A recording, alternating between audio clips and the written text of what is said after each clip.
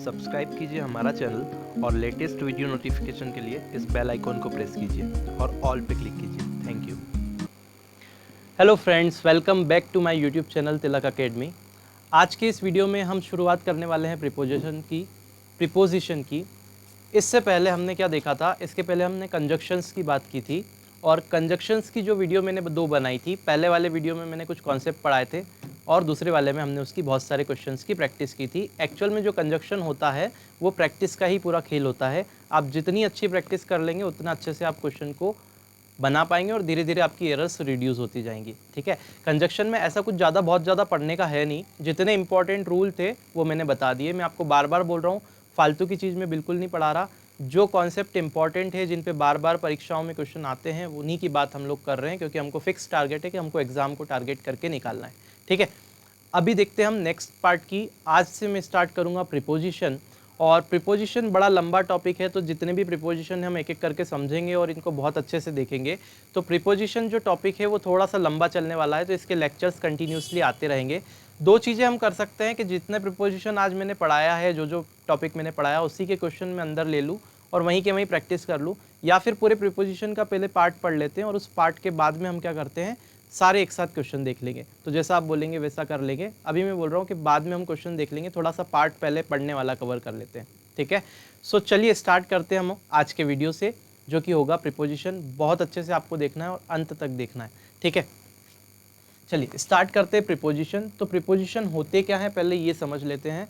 आपको क्या हुआ कि अभी तक अगर आपको समझ में नहीं आया है तो आप पहले समझ लीजिए कि प्रीपोजिशन एक्चुअल में होता क्या है। प्रीपोजिशन क्या होते हैं? तो प्रीपोजिशन कुछ वर्ड्स होते हैं सिंपल, जैसे इंग्लिश हिंदी में वर्ड होते हैं वैसे इंग्लिश के कुछ वर्ड होते हैं। तो प्रीपोजिशन सिंपली कुछ वर्ड होते हैं जो कि किसी नाउन या प्रोनाउन के आगे प्रयोग किया जाता है। ठीक है, तो प्रीपोजिशन सिंपली कुछ वर्ड होते हैं जो कि किसी नाउन या प्रोनाउन के आगे प्रयोग किए जाते हैं और वो सेंटेंस से उस नाउन या प्रोनाउन का संबंध बताते हैं। कोई भी सेंटेंस में अगर प्रीपोजिशन लगा है नाउन या प्रोनाउन के आगे, तो नाउन प्रोनाउन का उस पर्टिकुलर सेंटेंस से वो क्या बताएंगे, रिलेशन बताएंगे, मतलब उसका संबंध बताएंगे। ठीक है, तो ऐसे वर्ड को हम क्या बोलते हैं, प्रीपोजिशन बोलते हैं। जैसे कि एक दो एग्जाम्पल में लेके बताता हूँ। जैसे मैंने बोला I am going to Indore. ठीक है, इंदौर ले लेते हैं, पास ही में सिटी है। तो I am going to Indore, तो यहाँ पे ये जो इंदौर है दैट इज नाउन। नाउन का मतलब क्या होता है? नाउन का मतलब होता है सिंपल नेम भाई, किसी भी चीज़ का नाम। तो इंदौर एक नाम है, नाउन है, और नाउन के पहले क्या लिखा हुआ है, टू। ठीक है, टू क्या बता रहा है, इस इंदौर का इस वाक्य से संबंध बता रहा है। मतलब I am going to Indore, इसका मतलब हुआ मैं इंदौर जा रहा हूँ। तो कहाँ जा रहा हूँ, तो इंदौर जा रहा हूँ, मतलब इंदौर का मेरे जाने से संबंध बता रहा है कौन, to. So there will be the to will be the preposition. तो यहाँ पे जो टू है वो क्या आएगा आपका, ये प्रीपोजिशन है, ये टू आपका प्रीपोजिशन है। Is that okay? I think आपको बात समझ में आ गई होगी। एक दो एग्जाम्पल और लिखते हैं। This pen is of Ram. तो यहाँ राम जो है वो एक नाउन है और राम के पहले ऑफ लगा हुआ है, तो ऑफ आपका एक प्रीपोजिशन होगा। क्यों?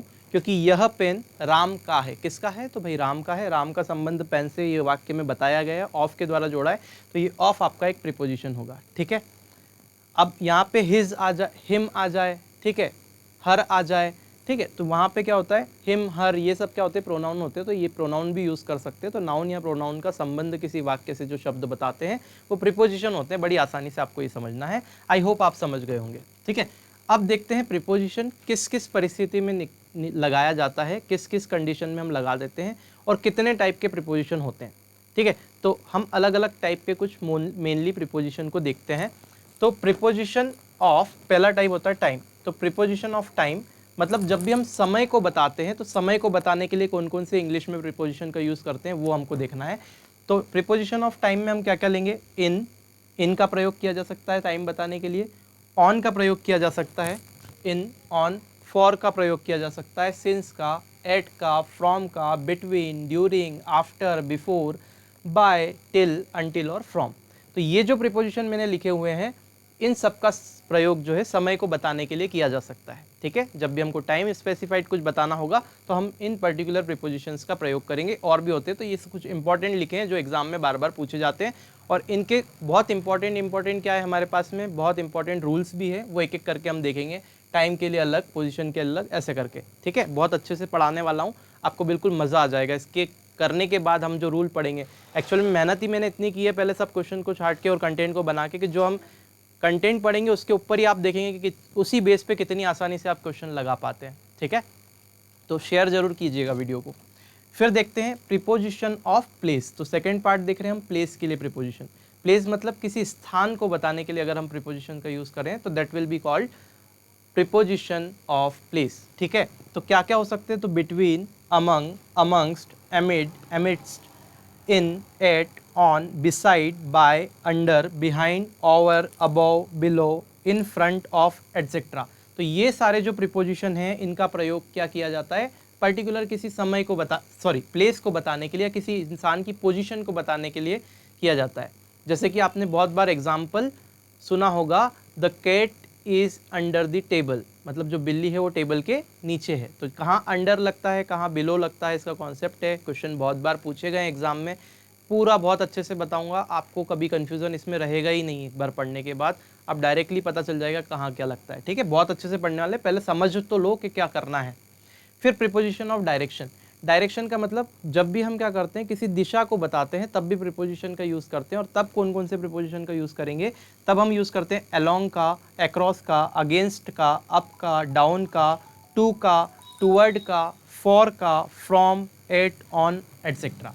तो ये जो प्रीपोजिशन मैंने लिखे हैं ये डायरेक्शन के लिए यूज़ हम करते हैं। स्पेसिफाइड नहीं है, कुछ प्रीपोजिशन ऐसे हैं जिनको डायरेक्शन के लिए भी कर लेते हैं, समय के लिए भी कर लेते हैं, सब दूर लग जाते हैं, ठीक है। लेकिन कुछ पर्टिकुलर कैटेगरी होती है जिनका यूज़ हम इन चीज़ों में करते हैं। तो ये मैंने कैटेगरी वाइज बना दिए, ठीक है। तो बहुत अच्छे से आपको समझ में आने वाला है, मतलब सबसे ईजी जो वे हो सकता है समझाने का, उससे मैं प्रयास कर रहा हूँ कि पूरी चीज़ें आपको चले जाए और इंग्लिश से जो एक डर होता है आपका कि इंग्लिश नहीं आती, प्रॉब्लम आती बहुत ज़्यादा, वो ख़त्म हो जाए, ठीक है। मेरा मकसद ये है कि आप क्वेश्चन देखें और बनाने लगे और आपके अंदर एक कॉन्फिडेंस बिल्ड हो जाए कि नहीं यार मैं कर सकता हूँ एटलीस्ट, ठीक है। अदर मतलब इसके अलावा कुछ प्रीपोजिशन होते हैं जो हम कहीं भी यूज़ करते हैं, उसके बाद भी कुछ होते हैं, मैं थोड़ी सी इस पर चर्चा और करूँगा। तो क्या क्या होते हैं other, without, with, by, of, OFF, off, ठीक है। जैसे स्विच ऑफ होता है ना, स्विच ऑफ, देखो यही आ गया। स्विच ऑफ क्या है, एक पूरा वर्ड है, तो इसमें क्या है, प्रीपोजिशन है ऑफ, ये बाद में लगा हुआ है, इसका मतलब बंद करना, ठीक है। तो बाय ऑफ हो गया, एक ऑफ हो गया जो ऑफ मैंने यहाँ पे लगाया हुआ है। अराउंड हो गया, ठीक है।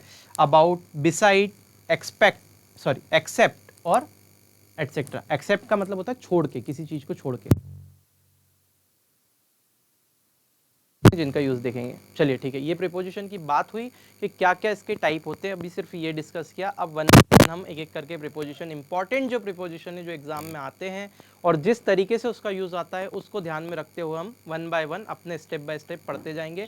इसके कंटिन्यूसली एक ही वीडियो में मैं नहीं ख़त्म करवा पाऊँगा, इसके वीडियोस पार्ट में आएंगे और लास्ट में हम सबकी प्रैक्टिस करेंगे, ठीक है। तो एक भी पार्ट आपको मिस नहीं करना है, वीडियो को पूरा देखना है और अच्छा लगे तो लाइक और शेयर ज़रूर करना है, ठीक है। अच्छा, एक दो छोटी बातें और कर लेता हूँ। कुछ प्रीपोजिशन जो होते हैं ना वो एक फ्रेज़ के फॉर्म में यूज़ होते हैं, मतलब अगर मैं बोलूँ नॉर्मली कि कॉम्बिनेशन के फॉर्म में यूज़ होते हैं, ठीक है। जैसे कि मैंने बोला बिकॉज ऑफ, या फिर मैं बहुत सारी चीज़ें दूसरी भी बोल सकता हूँ, बिकॉज ऑफ तो अलग चीज़ हो जाएगी। बहुत सारे ऐसे होते हैं जो कॉम्बिनेशन के फॉर्म में यूज़ होते हैं, अभी मैं कुछ एग्जांपल लेके आपको आगे बताऊंगा। हाँ, तो मैं आपसे ये बोल रहा था कि कुछ जो प्रीपोजिशन होते हैं वो फ्रेज के फॉर्म में यूज़ होते हैं। फ्रेज मतलब कुछ न कुछ वर्ड रहते हैं और वर्ड के बाद में एक प्रीपोजिशन को जोड़ के एक फ्रेज़ बनाया होता है, उसका एक स्पेसिफिक अलग ही मतलब होता है। मतलब वो सेंटेंस में वो फ्रेज़ यूज़ किया हुआ है और आपको लगेगा कि प्रीपोजिशन का मतलब तो कुछ और होता है, लेकिन उस पर्टिकुलर फ्रेज़ का मतलब ही कुछ और निकलता है, ठीक है। तो ऐसी जो इंपॉर्टेंट फ्रेजेस है जिनके ऊपर बहुत सारे क्वेश्चन एग्जाम में पूछे गए हैं, उन पर्टिकुलर फ्रेजेस का एक कलेक्शन में बनाऊंगा और सबसे लास्ट जब हम प्रीपोजिशन को पूरा पढ़ लेंगे तो जो लास्ट वाला पार्ट होगा उस कलेक्शन के ऊपर होगा। तो उसमें हम सारी ऐसी फ्रेजल वर्ब्स देख लेंगे या फ्रेजेस देख लेंगे जिसमें प्रीपोजिशन का यूज़ होता है और उनका कुछ अलग मतलब होता है और जो एग्ज़ाम में पूछी गई है। तो अभी बिना देरी के हम स्टार्ट करते हैं प्रीपोजिशन की, है ना, कि कैसे हम क्या निकालना है। तो सबसे पहले हम स्टार्ट करते हैं। देखिए, अभी हम बात करते हैं सबसे पहले पॉइंट की। सबसे पहला जो पॉइंट है इन और एट का प्रयोग, ठीक है। तो some important preposition and their uses हम देख रहे हैं, कुछ इंपॉर्टेंट प्रीपोजिशन और उनके यूज़ देख रहे हैं, और उसमें सबसे पहले हम देख रहे हैं इन और एट का प्रयोग। ठीक है, तो कुछ चीज़ें मैं आपको बहुत अच्छे से बता देता हूँ। जो इन का यूज़ है वो बड़ी जगह के लिए लगाया जाता है। जब भी हम इन का उपयोग करते हैं तो प्लेस के रिस्पेक्ट में, पहले हम प्लेस के रिस्पेक्ट में देख रहे हैं, फिर टाइम के रिस्पेक्ट में भी देखेंगे। तो पहले हम प्लेस की बात कर रहे हैं।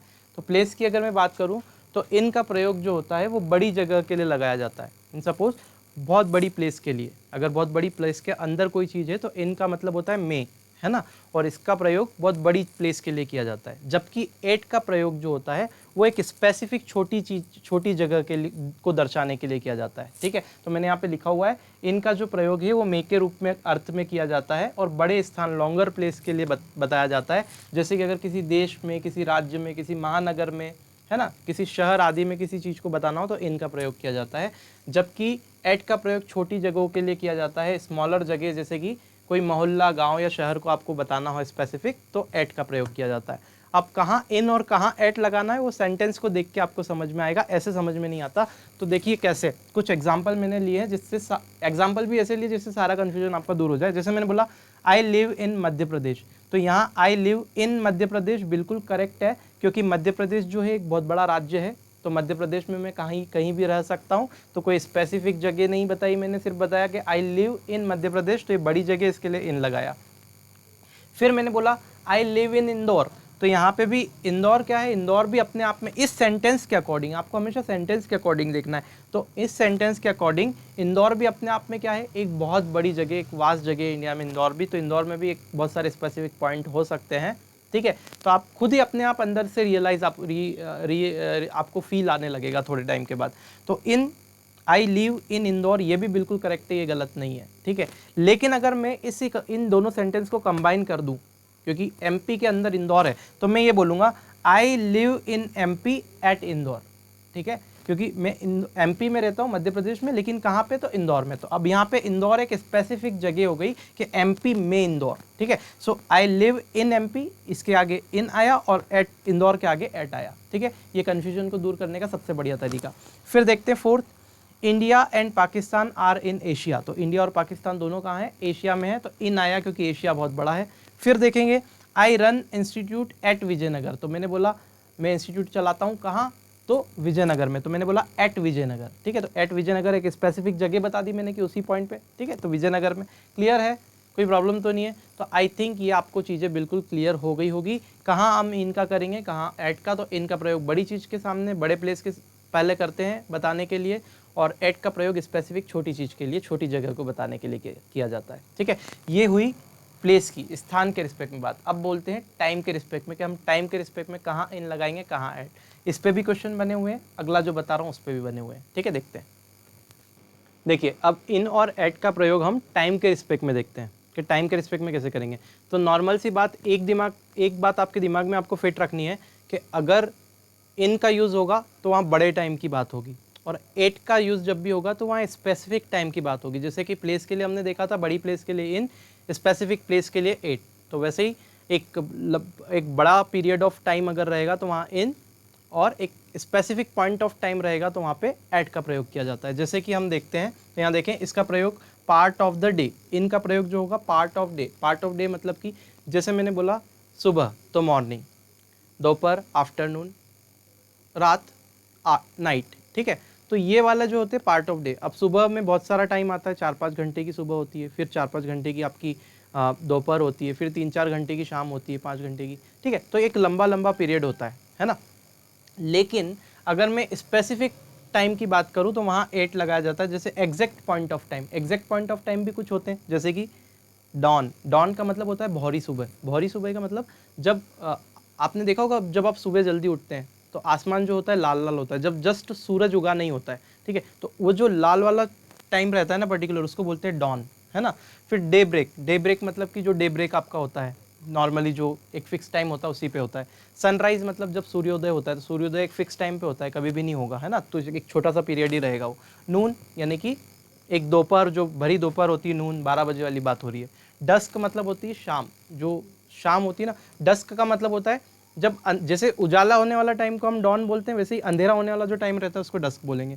मिडनाइट मतलब आधी रात, मध्य रात्रि, 12 बजे वाला टाइम। ठीक है, तो ये स्पेसिफिक टाइम है, मतलब एक स्पेसिफिक पॉइंट ऑफ टाइम है, तो स्पेसिफिक पॉइंट ऑफ टाइम के आगे हमको हमेशा एट लगाना है। और अगर पीरियड ऑफ टाइम देखें, मतलब एक बड़ा टाइम देखें, तो उसके आगे इन लगाना है। जैसे कि इनका जो प्रयोग होता है पार्ट ऑफ डे, जैसे morning, afternoon, evening, night, the day, कोई पर्टिकुलर डे की बात हो रही है, मंडे, ट्यूसडे, है ना, सॉरी उसमें तो ऑन लगेगा, वो नहीं, तो द डे में किसी चीज़ की बात हो रही है और या टाइम की बात हो रही है, तब भी हम क्या करते हैं, इनका प्रयोग करते हैं। देखो एग्जाम्पल देखो, ज़्यादा अच्छे से समझ में आएगा, आराम से बताता हूँ। पहला example, they came to me in the night, वो मेरे यहाँ आए कब, रात में, तो इन द नाइट। अब नाइट बहुत बड़ी है, वो 8 बजे, 9 बजे, 10 बजे, 11 बजे, 12 बजे, नाइट कभी भी आ सकता है, 2 बजे भी आ सकता है, कोई दिक्कत नहीं है। आते होंगे आप लोगों के यहाँ लोग, ठीक है, कोरोना काल चल रहा है वैसे तो अभी नहीं आ रहे होंगे, ठीक है। नेक्स्ट देखते हैं, द गर्ल व वॉकिंग इन द मॉर्निंग, तो गर्ल जो है वो क्या कर रही थी, घूम रही थी, कब, सुबह, मॉर्निंग में घूम रही थी। अब सुबह कभी भी घूम सकती है वो, ऐसा ज़रूरी नहीं कि एक फिक्स टाइम पे घूम रही है, ठीक है। अगर एट करते तो फिर वो, अगर मैं सनराइज़ बोलता तो एट आ जाता वहाँ पे, है ना, वॉकिंग एट सनराइज।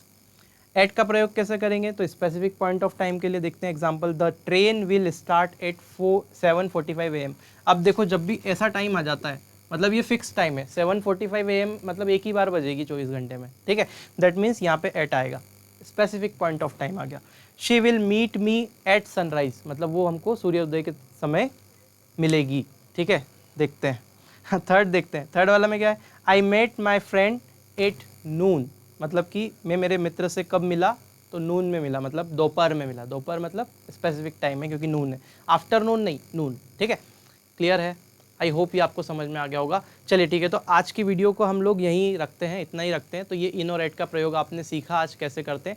इसके बाद थोड़ी सी लंबी वीडियो में लेके आऊँगा और थोड़ा सा और भी कुछ यूजेस हम देखेंगे। तो ये कंटिन्यूसली पार्ट चलते रहेंगे प्रीपोजिशन के, बड़े अच्छे से और आराम से पढ़ेंगे और फिर उसके बाद में कुछ प्रैक्टिस करेंगे। सो आई होप आपको ये पसंद आया होगा। पसंद आया हो तो शेयर ज़रूर कीजिएगा, हमें आपके सपोर्ट की बहुत ज़्यादा ज़रूरत है। तो ज़्यादा से ज़्यादा इस वीडियो को, जो भी प्लेटफॉर्म आप यूज़ करते हैं, चाहे आप व्हाट्सअप ग्रुप पे अगर चाहें तो भी शेयर कर सकते हैं, जितने भी प्लेटफॉर्म आपके पास है प्लीज़ ज़्यादा से ज़्यादा शेयर कीजिए। अच्छा लगा तो लाइक कर दीजिए, चैनल को अभी तक सब्सक्राइब नहीं किया है करके, और पास में जो बेल आइकॉन है उसको ज़रूर प्रेस कर लीजिएगा। चलते हैं, मिलते हैं नेक्स्ट वीडियो में। जय हिंद, बाय बाय।